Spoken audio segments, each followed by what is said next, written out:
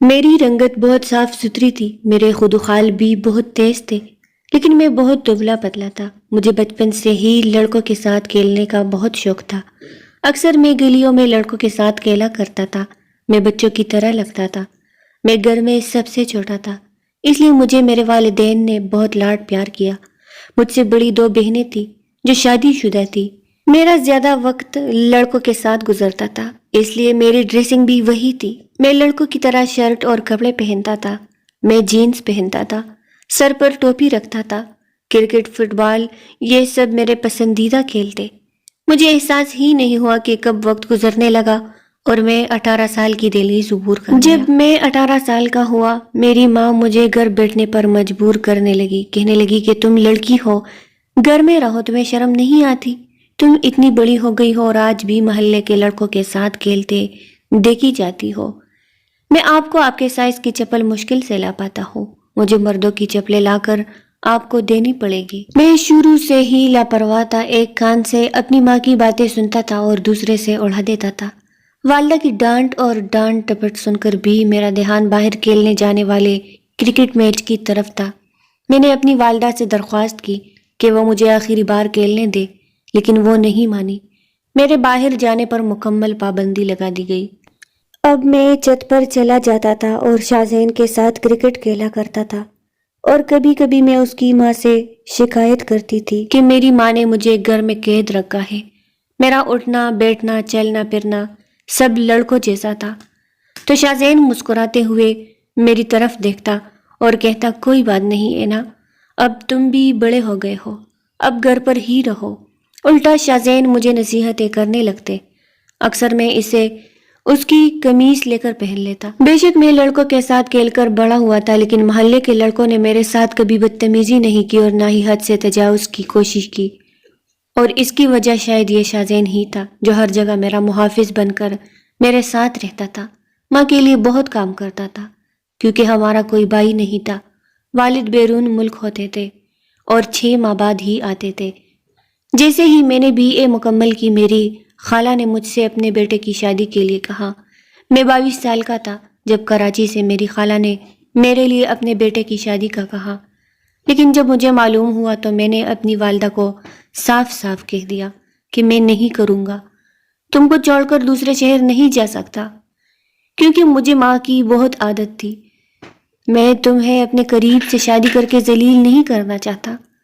تم اتنی بڑی ہو گئی ہو اور چائے کا کپ بنانا نہیں آتی۔ وہ میری بہن ہے، ہم ایک دوسرے سے بہت پیار کرتے ہیں، وہ تمہاری ہر بات چھپا لے گی، اور یہ میری ماں کی سب سے بڑی غلطی تھی۔ ویسے میری شادی کی طرف کوئی توجہ نہیں تھی، اب تک میرا دماغ صرف کھیل کود میں ہی اٹکا ہوا تھا۔ شادی سے 4 دن پہلے تک میں باہر نکلنے کی کوشش کرتا رہا، لیکن کوئی موقع نہیں ملا۔ میری امی مجھے زبردستی گھسیٹ کر گھر میں بند کر دیتی تھی کہ شادی میں 4 دن رہ گئے ہیں اور اس لڑکی کو سکون نہیں۔ ارے اگر دلہن شادی سے پہلے ادھر ادھر بھاگتی رہی تو اس کی خوبصورتی نہیں رہتی، اور میں نے 4 دن بڑی مشکل سے اپنے گھر میں بیٹھے گزارے۔ پتنگوں کو آسمان پر الٹے اور کٹتے دیکھ کر میں سیدھا ٹیرس کی طرف بھاگتا تھا تاکہ میں اس پتنگ کو پکڑ سکوں۔ کراچی سے دن میں میری شادی کی بارات آئی تھی۔ شادی ہوئی اور واپسی کا سفر صرف رات کی ٹرین سے تھا۔ یہ بھی شروع ہوا۔ میں دلہن کے لباس میں ٹرین میں بیٹھ کر بہت بور ہو رہی تھی۔ میرے شوہر ایان بار بار مجھے بہت غور سے دیکھ رہے تھے۔ میری ساس کراچی میں رہتی تھی، اس لیے میرا آنا جانا نہیں ہوا تھا، اور نہ ہی خالہ اتنی زیادہ آئی۔ وہ ہفتے میں 10 دن ٹھہرتی تھی اور واپس چلی جاتی تھی، اس لیے مجھے اپنی خالہ کے ماحول کا کچھ پتہ نہیں تھا، اور نہ ہی اپنے شوہر ایان کے بارے میں۔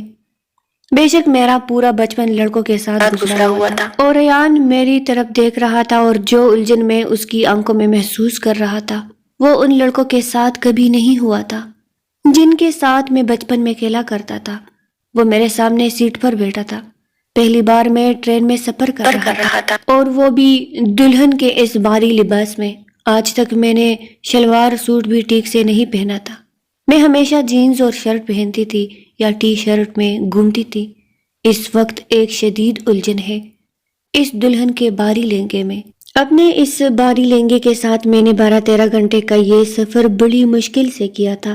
کراچی پہنچ کر ساز نے دوبارہ سے میک اپ کیا۔ میں بہت تھکا ہوا تھا اور نیند سے محروم تھی، کیونکہ میں ٹرین میں ٹھیک سے نہیں سوتا تھا۔ جب بھی مجھے نیند آتی میں چاہ کر بھی خود کو جگا نہیں پاتی تھی، اس لیے میں نے اپنے شوہر کے کمرے میں آنے سے پہلے تکیے پر سر رکھ کر ایان کا انتظار بھی نہیں کیا۔ میں سر جھکائے سو گیا تھا۔ پتہ نہیں رات کے کس وقت میری آنکھ کھلی۔ میں نے ایان کو صوفے پر تکیے کے ساتھ سوتے دیکھا۔ یہ دیکھ کر میں بہت شرمندہ ہوا۔ مجھے اس کا انتظار کرنا چاہیے تھا۔ ویسے بھی میں نے گھڑی پر نظر ڈالی تو رات کے 2 بج چکے تھے۔ جب سے میں آئی ہوں مجھے بہت بھوک لگ رہی تھی۔ ابھی ناشتہ کر کے میری ساس نے مجھے کمرے میں بٹھا دیا اور کمرے میں آتے ہی میں لیٹ گیا اور سو گیا۔ میں اٹھ کر کمرے میں چلا گیا۔ میں باہر جانا چاہتا تھا تاکہ کھانے پینے کا انتظام کر سکوں، لیکن جیسے ہی میں نے بستر سے پاؤں نیچے رکھا، پتہ نہیں نیچے کیا تھا کہ میرا پاؤں مجھ سے ٹکرا گیا اور میں گرنے سے بچ گیا۔ لیکن میرے منہ سے ایک چیخ نکلی اور میں نے جلد ہی اپنے آپ کو سنبھل لیا۔ گرتی ہوئی میں بچ گئی، لیکن ایان کی آنکھ ضرور کھل گئی تھی۔ چیخ کی آواز سن کر وہ مجھے جاگتا دیکھ کر مسکراتا ہوا اٹھا اور میرے قریب آیا۔ اپنا تکیہ بھی بستر پر رکھا۔ وہ آ کر میرے قریب بیٹھ گیا۔ اس نے کہا، تمہاری نیند پوری ہو گئی؟ میں نے تمہیں اتنا جگایا لیکن تم جاگنے کو تیار بھی نہیں تھی۔ تم سارے گھوڑے بیچ کر ایسے سوئے کہ اٹھتے بھی نہیں۔ میں نے کہا، مجھے معاف کر دو۔ شاید سفر کی وجہ سے بہت تھکا ہوا تھا، اس لیے مجھے احساس بھی نہیں ہوا کہ کب میری آنکھ لگ گئی۔ اس نے کہا، ہاں میں نے تمہیں جگانے کی کوشش کی تھی، لیکن نیند میں تم نے صاف صاف کہہ دیا کہ مجھے سونے دو۔ اس نے ایک گہرا سانس لیا اور مجھے اپنی کہنیوں پر بوسہ دیا۔ میں نے اسے دیکھا تھا، مجھے ایسا کچھ یاد نہیں تھا، لیکن یہ اس طرح تھا۔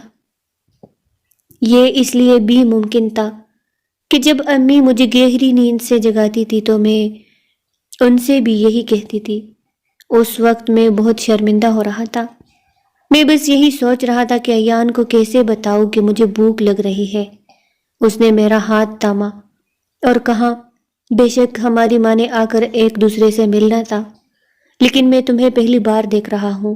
جب میری ماں نے مجھ سے تمہارے لیے کہا تو میں نے اپنا فیصلہ ماں پر چھوڑ دیا، اس لیے مجھے اپنی ماں کے فیصلے پر فخر ہے، مجھے اعتراض نہیں ہے۔ دراصل میں خوش بھی ہوں کیونکہ میری ماں نے میرے لیے اتنی خوبصورت لڑکی کا انتخاب جو کیا ہے۔ ایان نے سائڈ ٹیبل کے دراز سے انگوٹھی نکال کر انگلی میں پہنا دی اور وہ کچھ دیر میری تعریف کرتا رہا۔ سب کچھ نیا اور بہت منفرد تھا، کیونکہ مجھے وہ لڑکے پسند نہیں ہیں جن کے ساتھ میں اب تک کھیلتا چلا رہا تھا۔ ایان کے منہ سے میری تعریف سن کر مجھے اچھا لگ رہا تھا۔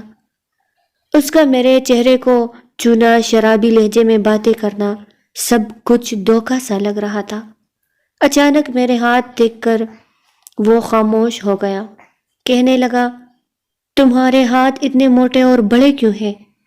لڑکیوں کے ہاتھ ایسے تو نہیں ہوتے۔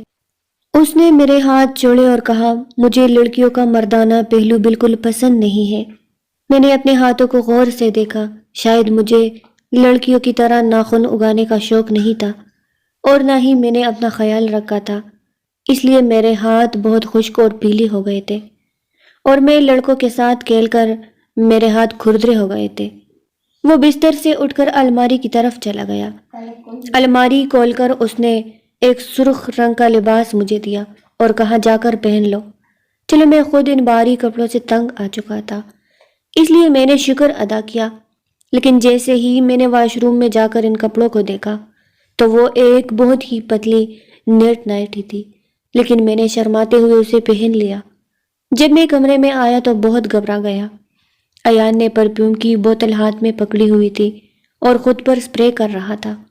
مجھے دیکھ کر وہ مسکراتا ہوا میرے قریب آیا اور مجھ پر اسپرے کرنے لگا۔ اس نے کہا کہ مجھے اس پرفیوم کی خوشبو بہت پسند ہے۔ یہ کہہ کر اس نے اسے لگا دیا۔ وہ مجھے بیڈ پر لے آیا اور مجھ سے پیار سے باتیں کرنے لگا۔ اس کی آنکھیں میرے پورے جسم پر گھوم رہی تھی اور میں بہت شرما رہا تھا کیونکہ میں پہلی بار ایسی آنکھوں کا سامنا کر رہا تھا۔ کچھ ہی دیر میں اس نے مجھے اپنی آغوش میں لیا، ہاتھ میرے جسم کے ہر حصے کو چھوا، لیکن اس کے ہاتھ ایک جگہ رک گئے، پھر اچانک وہ مجھ سے پیچھے ہٹ گئے۔ اس کے چہرے کے تاثرات بالکل بدل گئے۔ میں سمجھ نہیں پایا کہ اسے کیا ہو گیا ہے۔ ابھی چند لمحے پہلے وہ بہت خوش تھا، پتہ نہیں اسے کیا ہو گیا تھا۔ وہ کمرے میں نہیں آیا، ساری رات کمرے میں۔ صبح میں نے کپڑے بدلے، میں کمرے سے باہر آیا تو دیکھا کہ وہ باہر ہال میں صوفے پر سو رہا تھا۔ میں حیران تھا کہ وہ کمرے کے بجائے باہر صوفے پر کیوں سو رہا ہے۔ میں جیسے ہی اس کے قریب پہنچا تو وہ منہ پھیرنے لگا مجھے دیکھنے کے بعد، اور پھر یوں لگا جیسے یہ سلسلہ شروع ہوا۔ میں جتنا اس کے قریب جانے کی کوشش کرتا اتنا ہی وہ مجھ سے دور بھاگتا۔ وجہ بھی نہیں بتاتی، شادی کے بعد اس کی کچھ میٹھی باتوں سے میری دنیا بدل گئی تھی، لیکن پتہ نہیں کیوں وہ مجھ سے گریز کرنے لگا۔ بہت دن گزر گئے لیکن میرے ساتھ اس کا رویہ نہیں بدلا تھا۔ ایک بار میں تنگ آ کر اس کے سامنے آ کھڑا ہوا۔ میں نے کہا، ایان تم مجھ سے کیوں بات نہیں کرتے؟ مجھ سے دور کیوں رہتے ہو؟ اس نے مجھے کہا کہ اگر مجھے معلوم ہوتا کہ تم ایسی ہو تو میں تم سے کبھی شادی نہ کرتا۔ میں اس کا مطلب نہیں سمجھا۔ میں نے کہا، میں نے کیا کیا ہے؟ اس نے کہا کہ تم میں لڑکی جیسی کوئی چیز نہیں ہے، تم ایک آدمی کی طرح لگتے ہو، تمہاری چال اور جسم کا ڈھانچہ مردوں جیسا ہے۔ یہ کہہ کر وہ کمرے سے باہر نکل آیا۔ شاید میں پتلون اور ٹی شرٹ پہنتی تھی، اسی لیے وہ یہ کہہ رہا ہوگا، کیونکہ مجھے ڈھیلے ڈالے کپڑے پہننے کی عادت تھی۔ اب تک میں نے اپنے جہیز کی پینسی ساڑیاں بھی نہیں نکالی تھی۔ اب میں نے اپنے جہیز کی وہ تمام ساڑیاں نکال کر پہننا شروع کر دی، اور اپنی ساس کے ساتھ ساتھ میں نے ایان کی پسند کا کھانا پکانا بھی سیکھ لیا تھا۔ میں نے ایان کی پسند میں آ کر اپنی شخصیت کو بھی کھو دیا۔ میں نے ہر ممکن کوشش کی تھی کہ اپنے آپ کو ایان کی پسند میں شامل کر سکوں، لیکن وہ ایسا ہی تھا، پھر بھی مجھ سے بات نہیں کرتا تھا۔ ایک رات میں سو رہا تھا اور مجھے بات کرنے کی آوازیں آنے لگی، اور شور کی وجہ سے میری آنکھ کھل گئی۔ ایان اور ساس کے درمیان کافی جھگڑا چل رہا تھا۔ میں نے کمرے کا دروازہ کھول کر باہر نکلی تو میری ساس کے کمرے سے روشنی آ رہی تھی اور کمرے سے جھگڑے کی آواز آ رہی تھی۔ میں کمرے میں پہنچا، لیکن ایان اور میری ساس کے درمیان کیا ہو رہا ہے یہ سن کر میں حیران رہ گیا۔ وہ اپنی ماں سے کہہ رہا تھا کہ وہ دوبارہ شادی کرنا چاہتا ہے، اور یہ سن کر مجھے اپنے پیروں تلے سے زمین نکلتی محسوس ہوئی۔ میری ساس کہنے لگی کہ میری بیٹی میں کس چیز کی کمی ہے۔ وہ کہنے لگے کہ میں اینا کے ساتھ نہیں رہ سکتی۔ میری ساس پوچھنے لگی کہ میری بیٹی میں ایسی کیا خامی ہے؟ آپ کی خاطر وہ خود کو بدل کر چکی ہے، آپ کے لیے سارا کھانا پکاتی ہے۔ وہ مجھے دیکھ کر چونک گیا، میری آنکھوں سے آنسو بہہ رہے تھے۔ وہ میری نظروں سے بچ کر کمرے میں چلا گیا۔ میں بھی اس کے پیچھے کمرے میں چلا گیا۔ میں نے کہا، ایان آج ہی بتاؤ مجھ میں کیا عیب ہے جس کی خاطر تم دوبارہ شادی کرنا چاہتی ہو؟ اس نے کہا، خود کو آئینے میں دیکھو، تمہیں پتہ چل جائے گا کہ تم میں کیا کمی ہے۔ میں نے کہا، میں روز خود کو دیکھتا ہوں، مجھے نہیں معلوم۔ انسان کو ہمیشہ اپنے بارے میں اچھا ہی لگتا ہے، لیکن آپ مجھے بتائیں کہ مجھ میں کیا غلط ہے۔ ایان کہنے لگا کہ تم میں عورت جیسا حسن نہیں ہے، چٹپٹے کپڑے پہننے سے تمہارے جسم کی ساخت نہیں بدلے گی۔ کبھی کبھی میں آئینے کے سامنے اکیلا کھڑا ہو کر دیکھتا ہوں کہ تمہارا سینہ بالکل مرد کی طرح چپٹا ہے۔ تیرے قریب آتے ہوئے ایسا لگتا ہے جیسے میں کسی مرد کے ساتھ ہوں، اور مجھے آپ کی طرف کشش محسوس ہوتی ہے، آپ کی صحبت میں گھٹن محسوس ہوتی ہے۔ مجھے آپ کے چھونے سے کچھ اچھا نہیں لگتا، اور نہ ہی جذبات میں کوئی طوفان اٹھتا ہے۔ میرا دل نہیں کرتا کہ تمہارے قریب آؤ، میں تمہارے ساتھ نہیں رہ سکتا۔ میں اس کی باتیں سن کر بے جان ہو کر بیٹھ گیا۔ ایک عورت کی اس سے بڑی بے عزتی اور کیا ہو سکتی ہے کہ ایان نے جن الفاظ میں مجھے مخاطب کیا، میرا کوئی اختیار نہیں تھا۔ جس کوتاہیوں پر اس نے میری نشاندہی کی تھی، جو اس نے میری توہین کی تھی، میں رات بھر روتی رہی۔ اگلے دن میری ساس نے مجھے کہا کہ جب سے تمہاری شادی ہوئی ہے، تم اپنے والدین کے پاس نہیں گئی، تم اپنی امی کے گھر جاؤ کچھ دنوں کے لیے۔ میں نے کہا ماں اگر میں یہاں سے چلا جاؤں تو ایان کسی اور سے شادی کر لے گا۔ یہ سن کر میری ساس نے کہا میں اسے سمجھاؤں گی، تم اس کے سارے کام وقت پر پورے کر رہی ہو، اسی لیے وہ تمہاری قدر نہیں کرتا۔ جب تم نہیں ہو یہاں وہ خود آپ کو یاد کرے گا، پھر وہ آپ کی تعریف کرے گا۔ میری ساس نے جو کہا مجھے بھی ٹھیک لگا تھا۔ میں اپنی ماں کے گھر واپس چلا گیا۔ میں 6 مہینے بعد کراچی سے پشاور آیا۔ میں بالکل بدل گیا تھا۔ جب میں گھر آیا تو میں اپنی ماں کے پاس تھا۔ میں بلک بلک کر رونے لگا۔ میری ماں سمجھ گئی کہ میں اس لیے رو رہا ہوں کہ میں ان سے دور رہنے کی وجہ سے اداس ہوں۔ مجھے یہاں آئے ہوئے 1 گھنٹہ ہی ہوا تھا کہ محلے کے تمام لڑکے جو میری ہم عمر تھے مجھ سے ملنے آئے، لیکن آج میں ان سے مل نہیں رہا تھا کیونکہ میری سوچ ہی بدل گئی تھی۔ ان لڑکوں میں ایک لڑکا تھا جس کا نام شازین تھا۔ میری اس سے بہترین دوستی تھی۔ وہ بھی مجھ سے ملنے آیا تھا۔ میں سب سے خوش دلی سے بات کر رہا تھا۔ صرف ایک شازین تھا جو خاموش تھا اور کچھ دیر میری طرف دیکھ رہا تھا۔ جب سب چلے گئے تو وہ آ کر میرے قریب بیٹھ گیا۔ پوچھا تمہیں کیا ہوا ہے اینا؟ تم اتنی اداس کیوں ہو؟ میں نے کہا نہیں میں بہت خوش ہوں۔ یہ کہتے ہوئے میرے الفاظ نہ چاہتے ہوئے بھی نم ہو گئے۔ وہ میرے چہرے اور آنکھوں کو بہت غور سے دیکھ رہا تھا اور بولا ہاں میں تمہاری خوشی دیکھ سکتا ہوں۔ ہم نے اپنا بچپن اکٹھے گزارا ہے، اکٹھا کھیلے ہیں اور اکٹھے ہنس دیے، اور ہم ایک ساتھ روئے بھی ہیں۔ تو مجھ سے جھوٹ مت بولو۔ اگر تمہارے شوہر نے تمہیں کچھ کہا ہے تو ذرا اشارہ دو، پھر دیکھو میں کمینے کو کیسے ٹھیک کرتا ہوں۔ اس نے آستین لپیٹتے ہوئے مجھ سے کہا۔ میں نے کہا اس سے شائستگی سے بات کرو، وہ تمہارا بہنوئی ہے۔ اس نے کہا وہی ہوگا جو تمہاری آنکھوں میں آنسو لے آتے ہیں۔ میں نہیں چھوڑوں گا۔ میں نے کہا شازین وہ بہت اچھا ہے، اب اسے کیا بتاؤں؟ میری شازین کی بہن سے بچپن سے دوستی تھی، وہ بھی شادی شدہ تھی۔ میں نے سوچا کہ میں جا کر اس سے اس مسئلے کا حل پوچھوں، شاید اگلے دن وہ میری مدد کرے۔ میں شازین کے گھر گیا۔ اس وقت شازین اپنے والد کے ساتھ دکانوں پر جاتا تھا۔ بازار میں اس کی بہت سی کپڑوں کی دکانیں تھی اور وہ اپنے والد کے ساتھ مل کر ان دکانوں کا انتظام کرتا تھا، اس لیے وہ صرف اسی وقت گھر لوٹتا تھا۔ شام کو میں گھر گیا کیونکہ اگر شازین گھر پر ہوتا تو وہ میرے سر پر منڈلا رہتا تھا۔ شازین کی بہن مجھے دیکھ کر بہت خوش ہوئی۔ وہ مجھ سے میری شادی شدہ زندگی کے بارے میں پوچھنے لگی۔ میں نے اسے بتایا کہ ایان بہت اچھا انسان ہے اور میں بہت خوش ہوں۔ پھر بات کرتے ہوئے میں نے اسے جھجکتے ہوئے سوال کیا جو میری زندگی کا سب سے بڑا مسئلہ بن گیا تھا۔ وہ مجھے کہنے لگی کہ میں تمہیں کسی لیڈی ڈاکٹر کے پاس لے کر جاؤں گی جو اس مسئلے کا علاج کر سکے۔ میں یہ سن کر خوش ہو گیا۔ میں چاہتی تھی کہ میرا مسئلہ کسی کے کہے بغیر حل ہو جائے۔ چنانچہ اگلے ہی دن میں شازین کی بہن کے ساتھ لیڈی ڈاکٹر کے پاس گیا۔ اس نے مجھے کچھ دوائیں دی اور کھانے کے لیے اچھی خوراک بھی دی۔ جب میں گھر واپس آیا تو میری ماں میری ساس سے بات کر رہی تھی۔ میں نے ماں سے فون لیا اور خود اپنی ساس سے بات کرنے لگا، ایان کے بارے میں پوچھنے لگا۔ اس نے کہا کہ میں اسے ہر روز سمجھانے کی کوشش کرتی ہوں لیکن وہ میری بات سننے کے لیے تیار نہیں ہے۔ لیکن آپ فکر نہ کریں، میں اسے سمجھا دوں گا، آپ بس اپنی صحت کا خیال رکھیں۔ میں بہت پریشان تھی۔ جو دوا لیڈی ڈاکٹر نے مجھے دی وہ مجھے کھانا کھانے کے بعد لینا تھا، لیکن اپنی ساس سے بات کرنے کے بعد جیسے میری بھوک ختم ہو گئی تھی۔ میں نے سوچا کہ میرے جانے کے بعد ایان کو میری کمی محسوس ہوئی ہوگی، لیکن وہ اب بھی ویسا ہی تھا۔ میں نے اپنی دوائی کھائی۔ اسے کھانے کے بعد مجھے عجیب سی بے چینی محسوس ہونے لگی۔ سینے میں درد کی ایک کرب اٹھنے لگی۔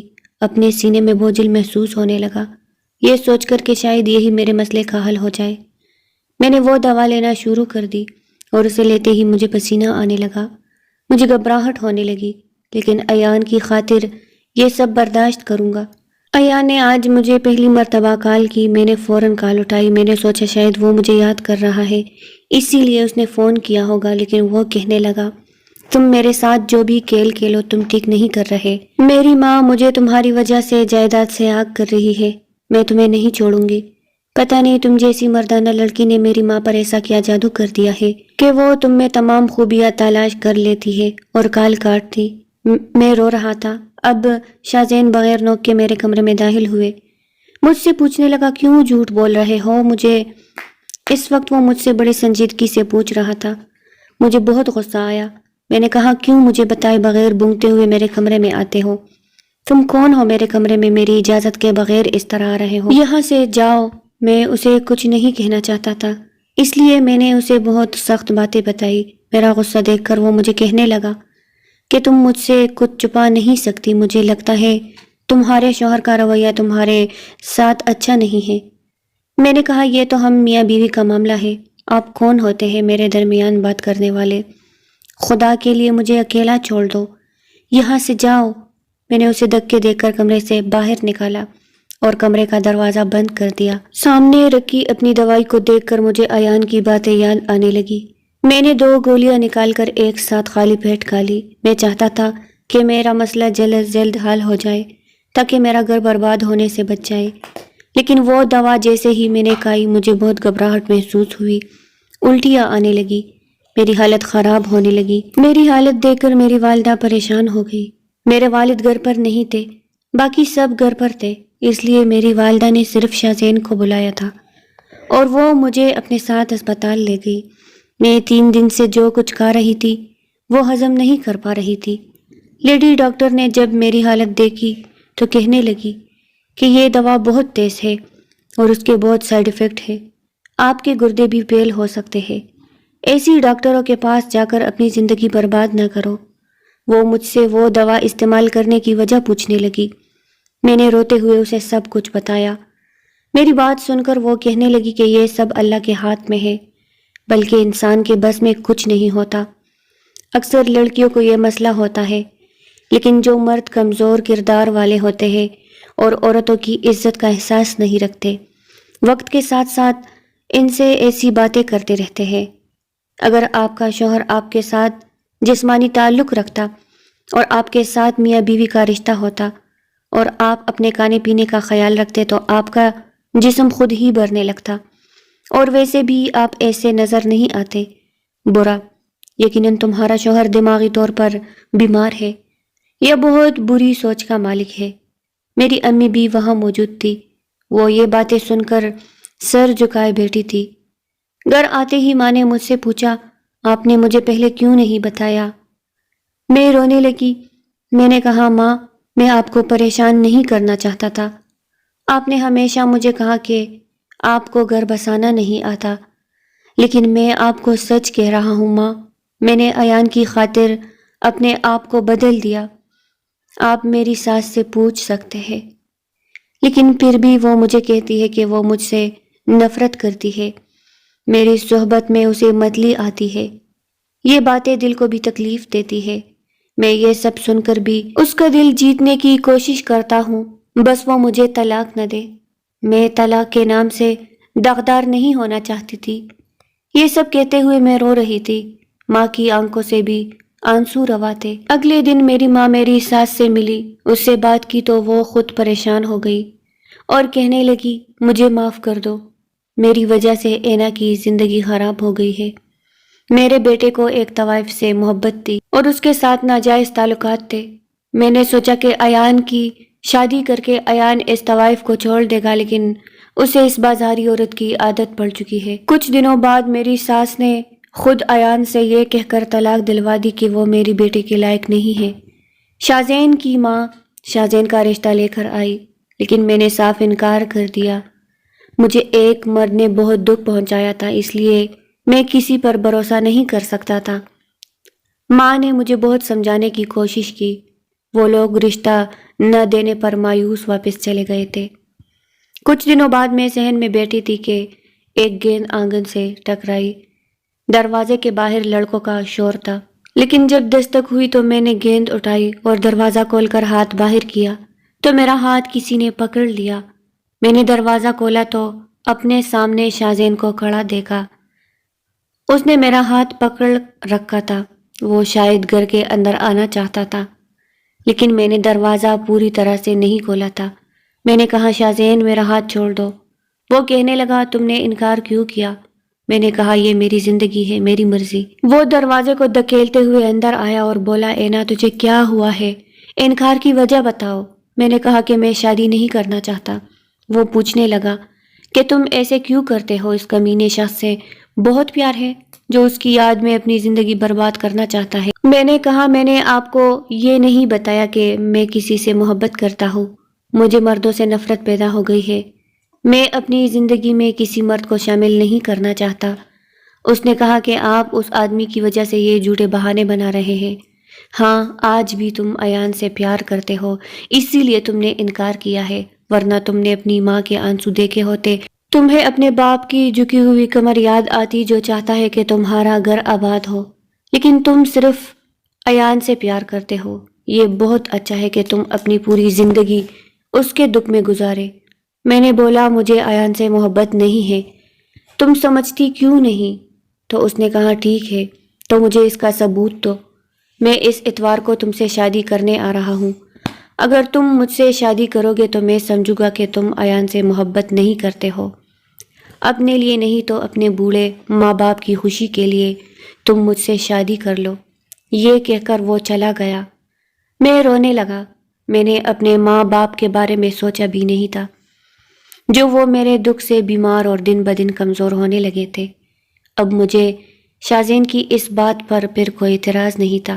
میں نے خاموشی سے شاذین سے شادی کر لی تھی، لیکن جب وہ کمرے میں آیا تو مجھے ایک عجیب سا خوف محسوس ہونے لگا کہ کہیں وہ بھی میرے قریب آتے ہی ایان کی طرح الفاظ سے میری بے عزتی کر دے۔ جب وہ آ کر بیٹھ گیا میں رونے لگا تو اس نے کہا اینا، ہر شخص اتنا کم ظرف نہیں ہوتا، تم مجھے بچپن سے جانتی ہو۔ کیا تمہیں لگتا ہے کہ میں تمہاری ان خامیوں کی نشاندہی کروں گا جن پر تمہارا کوئی اختیار نہیں؟ میں حیران ہوا کہ وہ کیسے؟ کیا وہ یہ سب جانتا ہے؟ ہر بار وہ میرے دل میں ایسا ہی ہوتا ہے۔ اس کے ذہن میں آنے والے ہر سوال کو وہ کیسے جانتا تھا؟ اس نے میرا ہاتھ پکڑ کر کہا میں نے لیڈی ڈاکٹر کی وہ سب باتیں سن لی تھی، اور جو تم نے لیڈی ڈاکٹر کو بتائی تھی وہ میں نے تمہاری ماں اور باپ کو بھی بتا دی تھی، اور میں نے ہی ایان سے طلاق لی تھی۔ میں اسے گود لینا چاہتا ہوں، تو جو کچھ ہوا اسے بھول جاؤ۔ بس اتنا یاد رکھو کہ شاذین تم سے بچپن سے محبت کرتا رہا ہے۔ جن دنوں تمہاری شادی ایان سے ہوئی تھی، اگر مجھے پتا چلا ہوتا تو میں ہرگز نہیں کرنے دیتا تمہاری شادی ایان سے، لیکن ان دنوں میں ملک سے باہر تھا۔ بات کرتے کرتے شاذین نے میرے زیورات اتارے تھے، اور جب اس نے مجھے اپنی باہوں میں لیا تو میرے دل میں کوئی خوف نہ تھا۔ میں نے آرام سے شاذین کو سینے سے لگا لیا۔ نہ جانے اس نے مجھ سے اتنی محبت کی کہ مجھے پتہ ہی نہیں چلا۔ شاید اصل محبت یہ ہے جس میں انسان دوسروں کی خامی نہ دیکھے۔